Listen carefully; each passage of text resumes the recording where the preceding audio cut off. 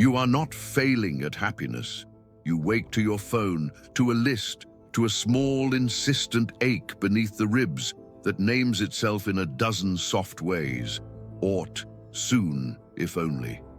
You hear the tidy promises offered by advice, by advertisements, by the polite smiles of other people who seem to have cornered something you do not yet possess.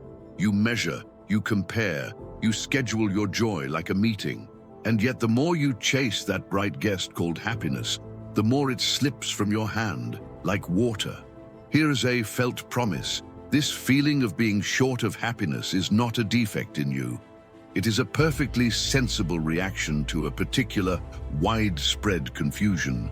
The belief that happiness is a thing to be obtained, hoarded, or kept safe. Stay with me, and you may find not only mercy for what you feel, but a small, clear doorway that opens when you stop treating joy as a commodity. Notice how the track of your life tightens whenever you decide the next moment must prove you are okay. And yet, you are already in the middle of being alive. Context. Most of us grow up in a culture that quietly teaches a single illusion, that happiness equals attainment. It dresses itself in productivity, in moral approval, in tidy life plans and helpful habits. It says, in 1,000 soft ways, if you do this, then you will be happy. And because the promise sounds sensible, you follow the instructions. You get the degree, the promotion, the home, or the relationship, and you wait. The waiting becomes a second job. This is not to deny the importance of effort, care, or meaningful goals. You are not blamed for wanting a life that pleases you. Rather, the problem is the posture you take toward wanting. You turn the wanting into a relentless demand. You press your life into the shape of a project called happiness, and you are surprised when the seams strain. Thesis. The danger is not in wanting happiness. It is in treating the wanting as a verdict rather than a pointer. Movement I, seeing the game. Think of life as a stage.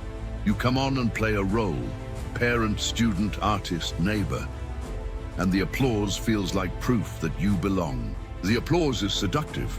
You begin to perform for it. The role is fine. The trouble begins when you believe the mask is your face. Notice the board game. Players, pieces, rules, the neat ritual of moving from square to square with a sense that if you reach the finish, you will finally relax. But what if the point of the game is to play? If you were a child again, you would play without that pinch behind the eyes. There is a sweetness in playing for the sheer joy of the play, not for the trophy. Here's the paradox.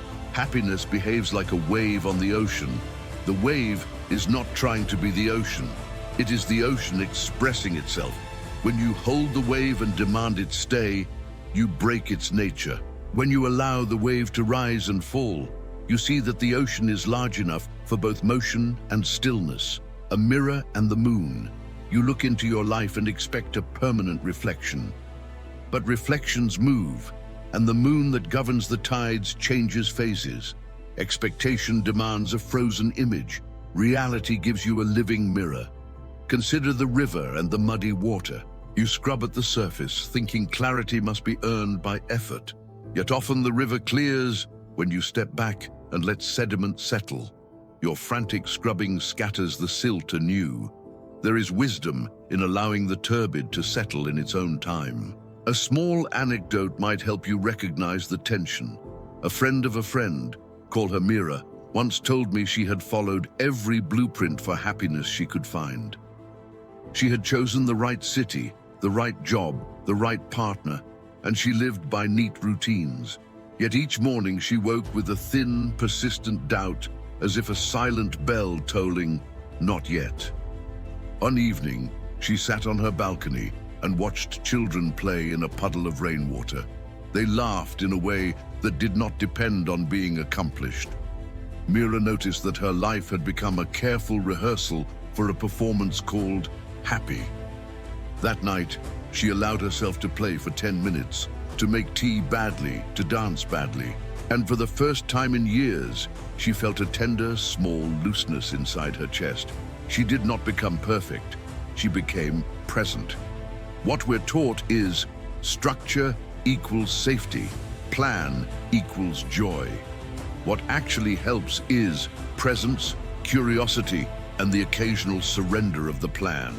You learn very early to equate being loved with being competent, so you try harder. You tidy your interior like a rented room and wait for someone to appreciate the neatness. But love and neatness are different currencies. Love answers to warmth. Achievement answers to proof. You can be very accomplished and feel lonely. You can be messy and be loved. And yet, we don't abandon the forms that have served us. Goals, habits, and kindness are not the enemy. They become a problem when they become the only language you know for addressing your longing. Movement 2, the cost of the illusion. The illusion costs you in small, eroding ways. You chase, you tighten, you tire, you compare, you perform. You live in a future tense where the present is always insufficient. You numb, you hustle, you rehearse happiness like a speech you deliver while the applause is delayed. Here are 3 subtle ways this shows up in your life. 1. You correct yourself into stillness. You decide that the proper way to be happy is to be calm, and so every flutter of discomfort becomes a correction project. The result is that you live under a handbook for tranquility, rigid, attentive to the wrong things, and oddly anxious about your anxiety. 2. You rescue others reflexively. Compassion becomes a duty. Helping becomes a way to prove your worth. You find yourself exhausted from being indispensable because you confuse usefulness with belonging. 3. You buy a future that never arrives. You delay delight as if it were a budget line item. I will be happy when X happens. Those conditional joys are always on back order. You see how this tightness shapes your day-to-day. You check your phone for validation. You curate your life for the mirror. You mute the ruckus inside with a string of good deeds or purchases. The cost is not merely emotional. It erodes spontaneity, diminishes curiosity, and narrows the scope of your delight.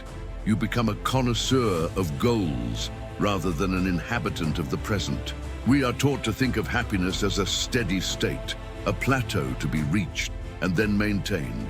But life is motion. The insistence on a plateau makes you miss the subtle beauties of the slope. Here's the paradox again. In trying to hold on to happiness, you create the conditions of its loss. By making joy into an object, you separate from it. The thing you most desire slips away because your hands are clenched. Movement 3. The turn. Now consider a different stance. Not resignation, not passive giving up, but a wise turning toward the present that reorganizes desire. Here's the paradox. Surrender is not the opposite of effort. It is a different kind of effort. You do not stop caring. You stop using caring as a lever to pry happiness into existence. Notice the gentle distinction between surrender and giving up. Surrender is a decision to stop fighting the nature of experience. Giving up implies defeat. Surrender implies trust. When you surrender, you allow what is to be, and in that allowance, clarity often rises like a mist lifting from a pond. And yet, surrender does not mean you become a couch to which life dumps everything. Discernment remains. You may choose boundaries and priorities with compassion. You may say no without hardness. There is a quiet power in naming what serves you and what does not. A parable-like image may help. Imagine a river that has been clogged by leaves and branches. At first you wade in and shove at the obstruction, straining against the current. The water roils and the blockage resists. Then you step back to a bank, observe the shape of the snarl, and gently move a single branch so the flow can find a new path. The river clears. The work was not frantic, it was attentive. Here's the paradox that unlocks the topic. Presence, not performance, dissolves the fever. You begin to see desire as a compass rather than a tyrant. Desire points you toward living fully. It does not condemn you when it points somewhere that is not yet possible. You can follow desire lightly, testing the ground, adjusting the sails without mistaking the wind for the destination. Try to watch a craving without immediately obeying it. See it like weather passing through you. Name it. Allow it to be. When you stop tightening around it, sometimes it dissipates. Sometimes it becomes a gentle signal guiding practical action. Both outcomes are acceptable. Application, lived wisdom. This is the place where philosophy meets ordinary life. Not as a prescription, but as an invitation. Try one small experiment. For a single day, notice every time you use the word should. When you catch it, gently replace it with I prefer or I intend. The subtle shift from moral pressure to gentle preference opens up more room to choose and less room to judge. The change is not dramatic in itself, but it undoes a great deal of the internal scolding that keeps you from the present. Consider practicing the art of micro-surrender. When a moment tightens, a meeting goes astray, a silence grows in conversation, a memory lifts. Take one long breath and allow your shoulders to soften. Not everything requires action. Sometimes the most effective response is the smallest, a breath, a softening, a quiet attention. For 1 week, try this simple daily routine. Upon waking for 3 minutes, attend to the breath like tuning an instrument. Let the inhale be a wire you pluck and the exhale a note you listen to. This is not meditation as performance. It is warming the hands before you touch the work of your day. When envy rises, practice curiosity. Ask, what exactly is this asking for? Is it connection, recognition, rest? Often envy disguises a need that can be met more directly. When you meet the need, the green visitant relaxes. Try these invitations without turning them into another project. They are not homework, they are experiments. Here is a short, practical framework you can use in the heat of the moment. See, soften, select. See, give your attention to what is happening without spinning a story. Name the sensation, the thought, the urge. Use a quiet phrase, there is tightness, or there is wanting. This simple seeing interrupts the automatism of reaction. Soften. Soften the body and the voice of judgment. Take one slow breath and relax the jaw and the belly. Notice that when you soften, the mental tone changes too. Urgency becomes more manageable. Select. Choose the next action from a place of clarity. You might act, you might rest, you might ask for help, or you might wait. Selection is not indecision, it is choosing with presence. Each step need not be grand. Small, wise moves accumulate. Use this framework gently. When you fail to follow it, notice without shame. The point is not perfection. The point is a gradual reorientation of your habits. Another practice, the short, sacred pause. Before you reach for your phone in the morning, before you answer the first email, take 15 seconds to look out a window. Notice one thing you like and name it for yourself. This modest pause is an anchor. Over time, it shifts the default setting from reactive to receptive. When loneliness or the ache of not enoughness arrives, try connection that is not transactional. Reach out to a friend and say simply, I'm here. Tell me how you are. Or sit with a stranger in a park and offer a smile. Small acts of uncalculated kindness dissolve the sense that relationship is merely an exchange. A final practical note. Cultivate a habit of short celebrations. When something goes well, a small project finished, a conversation that felt honest, allow yourself 30 seconds to feel the warmth of it. Most of us extinguish small delights in the rush to what's next. Short celebrations amplify the present. These practices are not an agenda for constant cheer. They are a set of possibilities that tilt your life away from the economized pursuit of happiness and toward the gentle art of living. Integration, belonging without the performance. There is a lonely kind of clarity. When you see your patterns, you may feel isolated, as if you are the only one awake. This can be frightening. Remember, noticing a pattern is not proof you are defective. It is proof you are awake enough to see. Solitude and loneliness are cousins, not twins. Solitude can be a companion. Loneliness is a cry for company. You can practice solitude as an offering to yourself, a time to be with your own life without performance.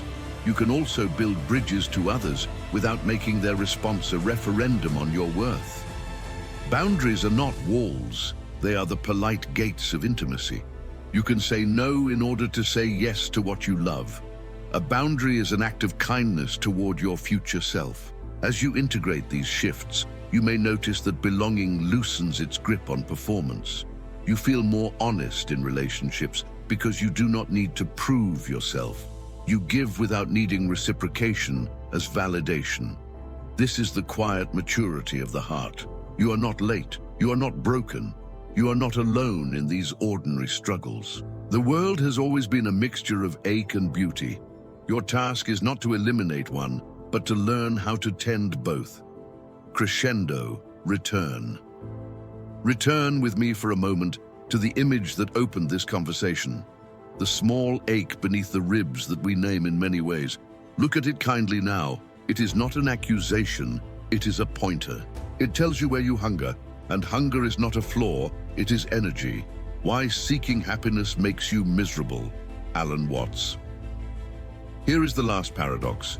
You do not stop playing the game. You play more fully. You do not stop striving for better. You strain less. You loosen your grip on the outcome and find your hands free to notice the color of the light, the weight of your breath, the sound of a neighbor laughing. In letting go of ownership of happiness, you open to its presence. Let this be enough for today. A small permission to be imperfect, to be curious, to move through the world like a river that sometimes rushes and sometimes rests, always carrying what is true. You may carry these words as a modest map, or you may fold them and set them aside. Both choices belong to you. Today, perhaps, notice one small thing and let yourself delight in it without tallying its worth. 38,200 characters.